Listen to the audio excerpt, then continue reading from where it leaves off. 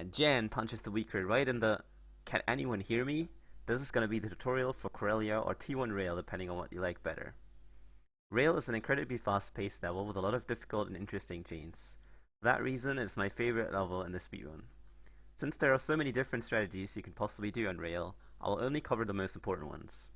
I highly encourage you to go through the level yourself, as there's a huge variety of ways to play a certain part, so make sure you find one that you're most comfortable with. For optimal speed strats, it is mandatory to have Force Heal and Rage on level 2 each. That is the reason why you want to do Rail as the fourth and last mission in your tier 1 in your runs. As a first step, you have to climb up the first carriage of the tram. I'll show you two different ways of doing that. The first way, which is a tiny bit faster, involves going up through the middle with two quick and precise jumps. However, they require very good ledge grab timing, as can be seen in the slow motion. Some runners prefer to jump up on the right part, but it requires 3 jumps instead of 2 and is therefore a bit harder to do quickly.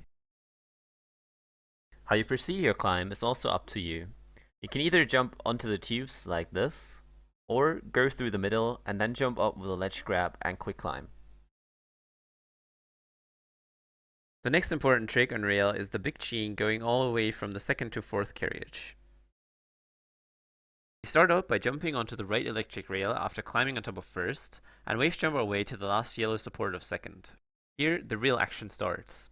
As a short disclaimer, this jump chain requires you to understand the concept of tempoed movement really well, for which I advise you to watch Muffin's tutorial. From the top of the support, we can get a huge 6 chain all the way to the entrance of fourth.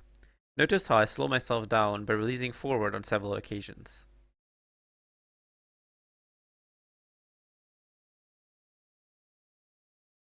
Don't be sad if you missed the second jump. There is a quick backup you can do. The downside is that it requires really good jump cancels, or else you will not gain the necessary distance to perform the whole chain. Full second to fourth is a really advanced trick and requires a lot of practice and understanding of game mechanics. Fortunately, there is a way easier alternative that skips the first 2 jumps at the cost of a few seconds and should therefore be called third to fourth. For that, just walk on the electric rail for a bit longer and you will be able to perform the rest of the chain normally without having to slow yourself down. Next up is the long boost chain from 5th to 7th. Depending on how many of these friendly fellows you use to your advantage, it is called either single or double dude boost. Let's start with SDB, which is the easier one of the two. Standard SDB is a 5 chain of the middle of the 5th carriage. For the beginning, jump early enough so you hit the little platform at a decent angle, and continue the chain on the head of the first guy and then the border of the tram. As you can see here, it is also possible to extend SDB to a 6 chain by hitting a very precise spot of the elevated border. Though in principle, DDB is just 1 jump more, once you try it out by yourself, you will soon see that it requires good movement in order to not fall into the gap between the carriages. If you cannot consistently hit the full DDB, I strongly advise you to go for SDB instead, as it is barely slower. On a side note, it is also possible to extend DDB to go all the way to 8th, though it is very difficult to do. But it looks awesome! The next segment features going from 8th to bomb carriage. There are some tricky parts here that I want to explain in detail. There are a few things that can go wrong here, like getting shot by the Rhodian, dying of fall damage, or getting wrecked by the cultist. Let's talk about how to not let this happen. In order to not get shot by the sniper guy, make sure to heal up to about 30 HP when jumping around the wall. Continue with a boosted jump and grab the ledge of the next carriage.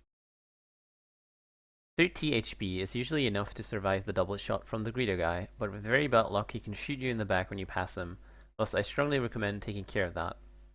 Some people shoot him with a gun, but it is also possible to push him over or use your saber. Choose the option that gives you the most comfortable setup for the following boost. If you want to do it in the middle, it requires a long distance jump, which is why I swing out to the left before I do it. Alternatively, it can be done on the side of the train like this.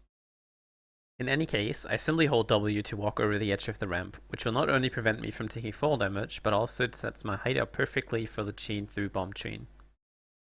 Pass the Rhodian on the left side and only do short hops so that you have enough time to adjust your angle for the bomb. Defusing it can sometimes be finicky and requires good timing and a lot of practice. Finally, jump off the left side for a boost through the door.